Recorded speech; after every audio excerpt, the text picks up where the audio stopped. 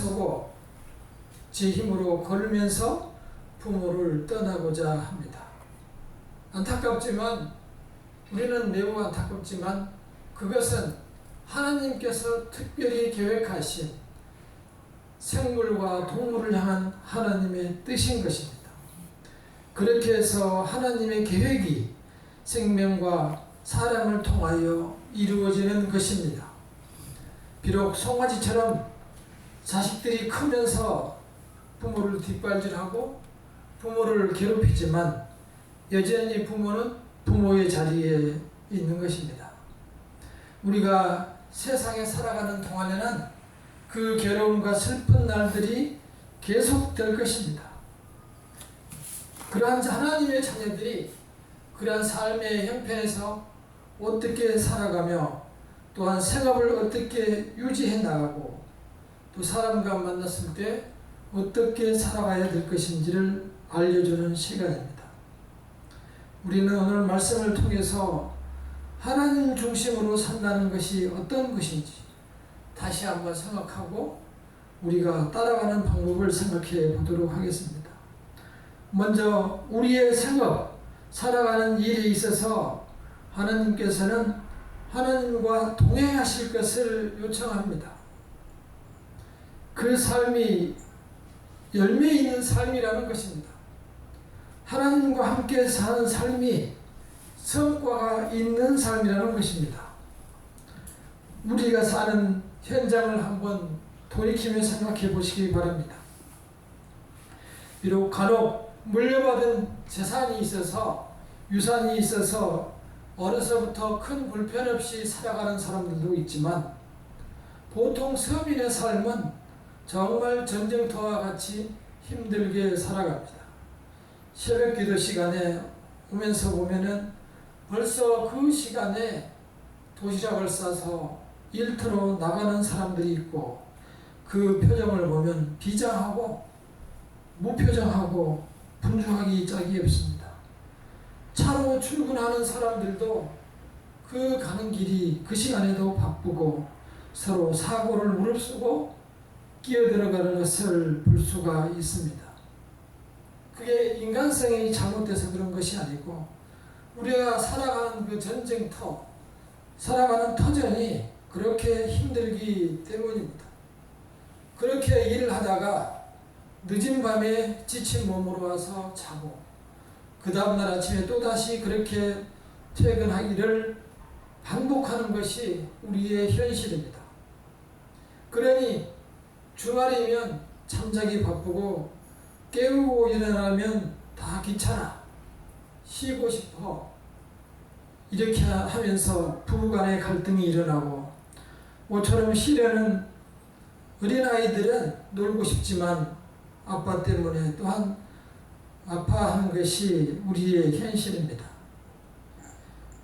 그러나 직장을 목숨처럼 생각하면 살아갈 수밖에 없는 현실에 서 있는 사람들에게는 이 말씀이 참으로 추상적으로 들릴 수도 있을 것입니다. 16장 1절을 다시 한번 읽어보겠습니다. 시작. 마음의 경영은 사람에게 있어도 말의 응답은 여호와께로부터 나느니라. 사람들은 결심합니다. 올해는 꼭 승진해야 되겠다. 이번에는 꼭 내가 이사로 승진해야 되겠다. 그렇지만 모든 일이 다 마음대로 되지 않습니다. 1년 동안, 2년 동안, 몇 년 동안을 그 자리를 바라고 힘들게 살아와도 되지 않는 것이 현실입니다. 그리고 영 끝은 항상 다른 길로 가는 경우가 정말 많습니다. 저희 아이가 초등학교 때 꿈이 나는 커서 정육점 사장이 되겠다. 왜냐? 정육점 사장이 되면 돈을 많이 번다고 해서 그랬습니다. 그러나 지금은 저렇게 목사가 되어서 주의 일을 하고 있습니다. 사람이 그 길을 계획했더라도 그 끝을 인도하시는 분은 하나님이신 것입니다. 비록 많은 돈은 벌지 못하지만 걱정이 되기는 하지만 역시 주님 앞에 큰 아름다운 계획이고 주님의 아름다운 인도하심이 아닐까 생각합니다. 우리가 1절을 보면서 잘못 생각하는 경우도 있습니다. 우리는 모든 것을 그러면 다 주께 맡기고 나는 그냥 손 떼고 교회만 다니면 될 것인가? 이렇게 오해하는 사람도 있습니다.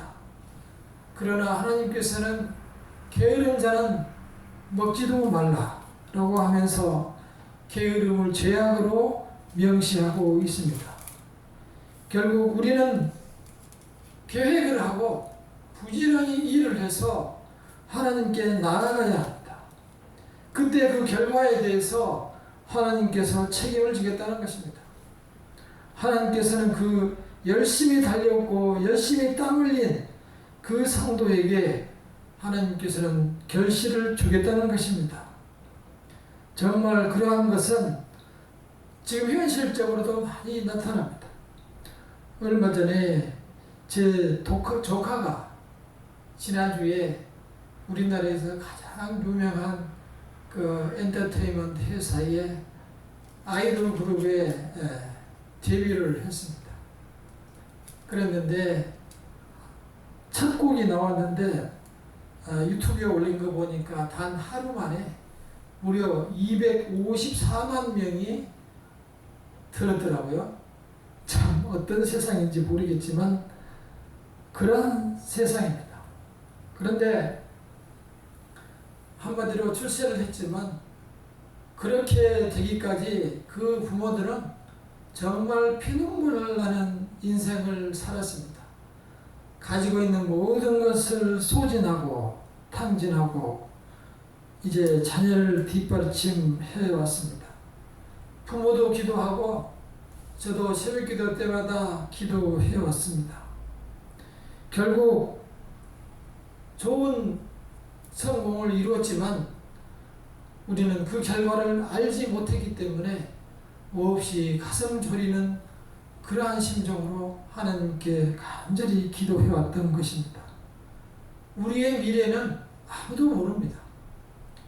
아무리 지금 잘 나가고 훌륭한 사람도 내일 일은 어떻게 될지 아무도 모릅니다. 그것이 우리 인생의 한계인 것입니다. 그러한 인생의 한계를 알기 때문에 하나님께서는 3절처럼 너희의 모든 행사를 다 내게 맡기라라고 하였습니다. 3절을 함께 읽어보겠습니다. 시작. 너의 행사를 여호와께 맡기라. 그리하면 네가 경영하는 것이 이루어지리라. 우리가 마음속으로 계획했던 꿈꾸고 애썼던 모든 것을 열심히 행하면 그리스도께서 그 행사를 이루어 주시겠다는 겁니다.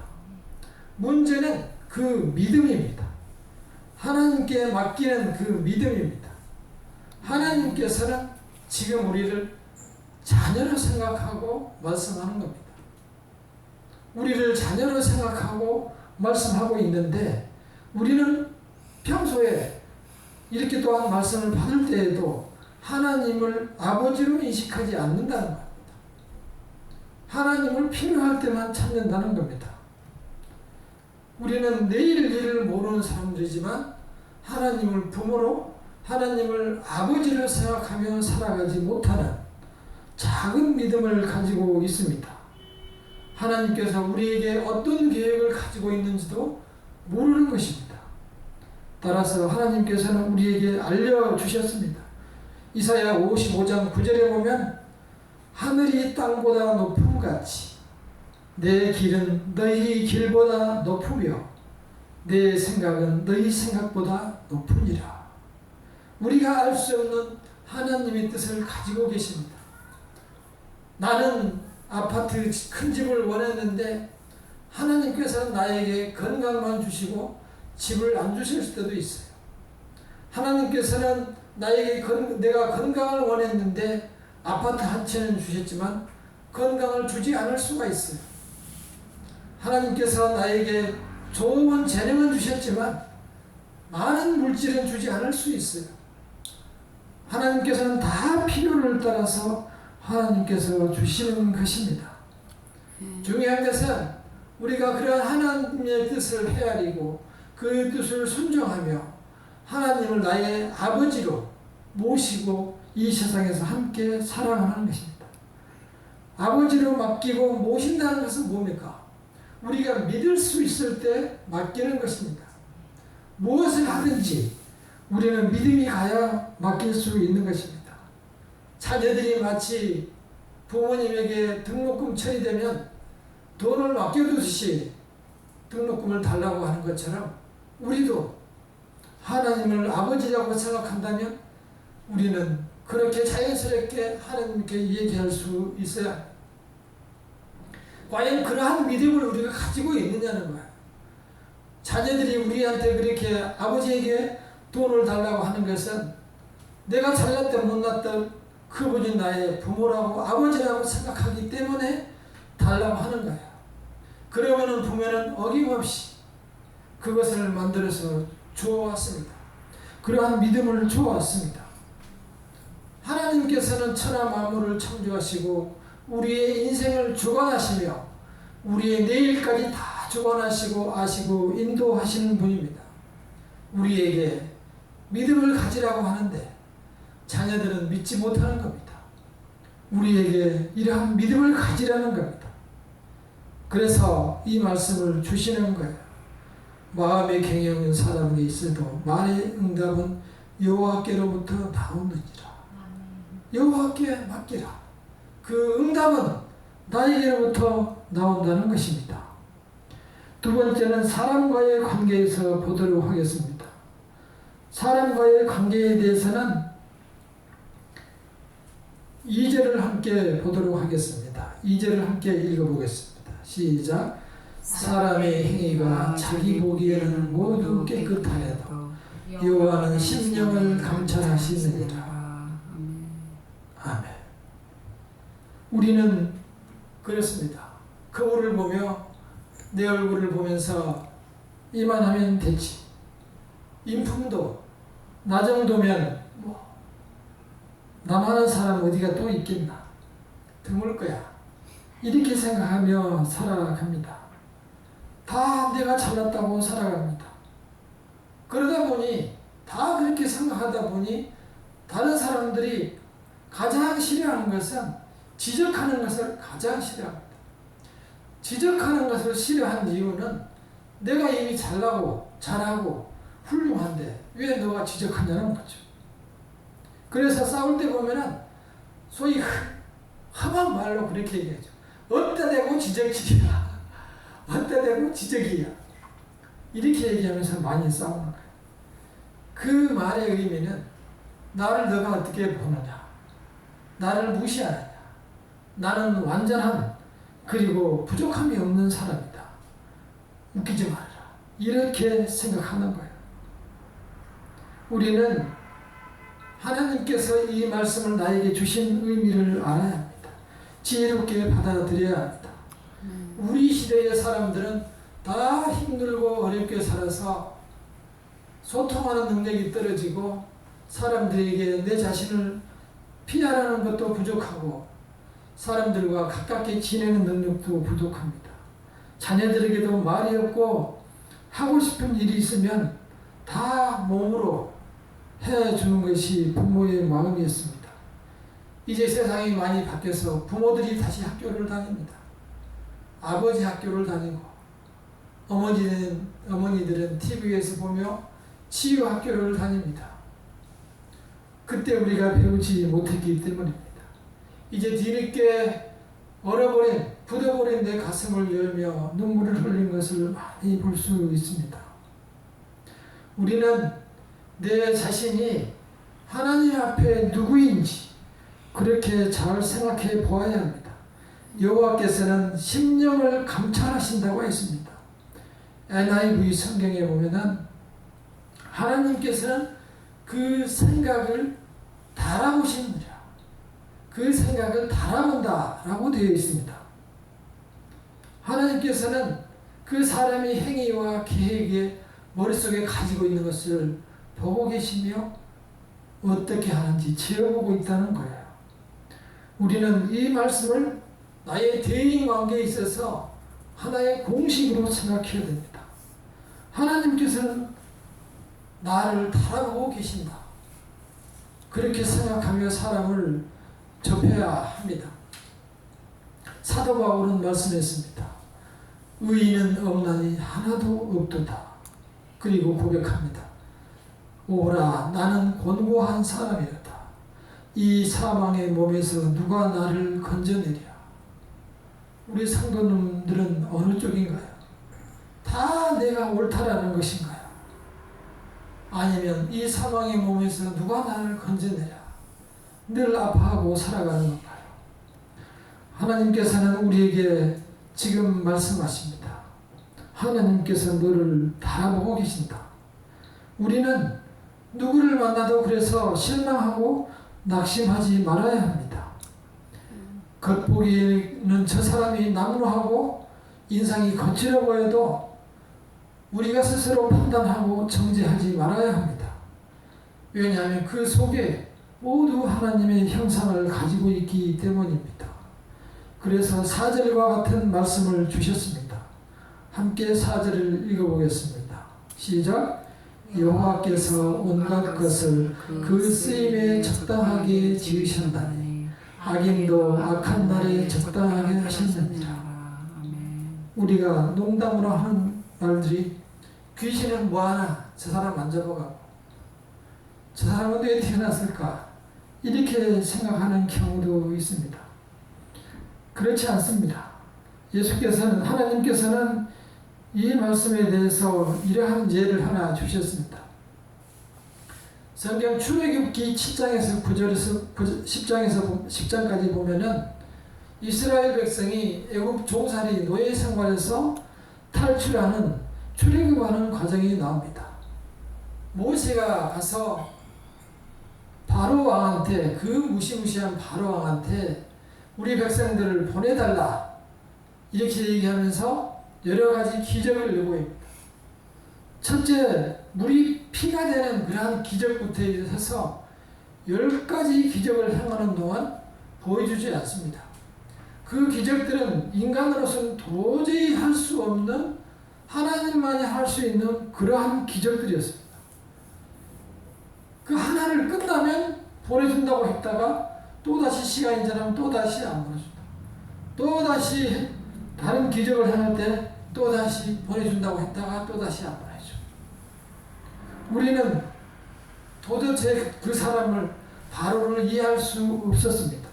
저 역시 처음에 성경을 볼 때 빨리 보내주지 보내주면 끝날 것을 이런 생각을 했습니다. 그러나 성경에 그 10가지 기적을 행하는 동안에 자세히 보면 3번이나 쓰여 있습니다. 10장 20절에도 보면은 그러나 여호와께서 바로의 마음을 완악하게 하셨으므로 여호와께서 바로의 마음을 완악하게 하셨으므로 이스라엘 자손을 보내지 아니하였더라. 바로가 그 장소에서 악한 사람으로 쓰임을 받고 있었던 거예요. 본인에게는 매우 안타깝고 힘든 일이었지만 정말 그 백성과 더불어서 큰 고난을 겪고 결국은 모든 장자와 짐승까지 처음 태어난 것은 다 죽는 아픔을 겪었지만 결국은 하나님께 이런 식으로 쓰임을 받았던 것입니다.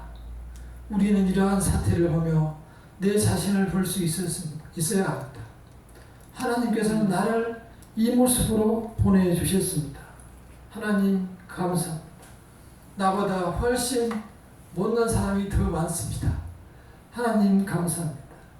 나는 이렇게 건강하니 감사합니다. 지금 병상에서 빨리 내려가고 싶어하는 사람들이 가득합니다. 하나님, 나는 하늘나라에 대한 믿음과 소망을 가지고 살아갑니다. 그러나 하나님, 이 시간에도 세상에서 방황하며 괴로워하고 소망 없이 살아가는 사람이 너무 많습니다. 하나님 감사합니다. 이 믿음으로 우리는 이 험난한 세상을 살아가야 합니다. 하나님께서는 지금 2가지로 우리에게 말씀하셨습니다. 먼저 우리가 일을 할 때에 하나님과 더불어서 계획하고 하나님께서 그 결과를 이루어 주시도록 우리는 하나님께 기도하고 의뢰하는 것입니다. 또 한 가지는 사람 관계에 있어서 상대방을 우리가 먼저 보고 판단하고 정죄하지 말고 상대방에게 하나님의 형상이 있음을 깨닫고 그 사람의 부족하고 안타까운 점은 하나님께 기도하고 안타깝게 여기는 그러한 믿음을 가져야 합니다. 하나님께서는 모두에게 그때에 쓸 그러한 계획을 가지고 사람을 만드셨습니다. 그러한 하나님의 계획에 순종하는 마음으로 이 세상을 살아가시기를 바랍니다. 그에 앞서 우리가 가장 중요한 사실은 우리가 하나님을 아버지로 생각할 때에 이 모든 것이 다 순조롭게 해결될 수 있다는 것입니다. 우리가 하나님을 나의 부모, 아버지로 생각하지 못하면 아무것도 이루어질 수 없고 나에게 역시 소망이 없고 나 역시 방황하는 삶을 살아갈 수 없습니다. 우리는 하나님을 나의 아버지로 의지하며 바라며 소망하며 이 세상에서 승리하며 살아가시기를 바랍니다. 하나님께 믿고 맡기면 하나님께서 경영을 이루어 주십니다. 하나님께 믿고 의뢰하면 하나님께서 내 일이 형통하게 해 주실 것입니다. 하나님께 기도하면 하나님께서 멀어진 관계가 회복될 수 있도록 도와주실 것입니다. 함께 기도하겠습니다. 이 시간에 기도할 때에 내가 하나님께 나의 일을 맡기고 열심히 일할 수 있도록 도와주시고 지혜를 주시옵시고 능력을 주시옵소서. 사람을 만날 때도 내가 스스로 판단하지 말고 하나님의 형상을 보며 그 사람을 위해서 기도할 수 있도록 도와주시옵소서. 함께 기도하겠습니다. 주님의 도우심 함께 주시옵소서. 아버지 하나님이시여 능력과 은혜로 함께하여 주시옵소서. 주님의